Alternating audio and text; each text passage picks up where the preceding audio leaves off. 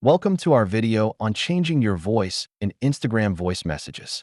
Today, we'll explore how you can add a unique twist to your messages and stand out from the crowd. But why consider changing your voice?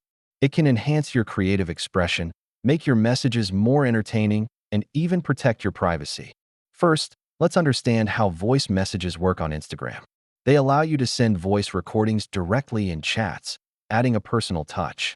There are many voice changer apps available to help you modify your voice.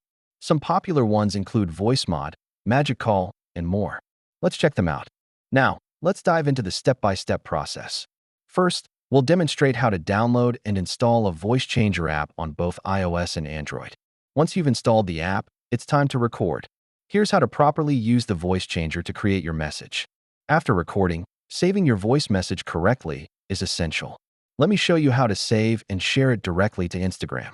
Now that you're ready, I'll guide you through Instagram's voice message feature for a seamless experience. Sometimes things don't go as planned. Don't worry. We'll tackle some common issues you might face and how to solve them. That wraps up our guide on changing your voice in Instagram voice messages.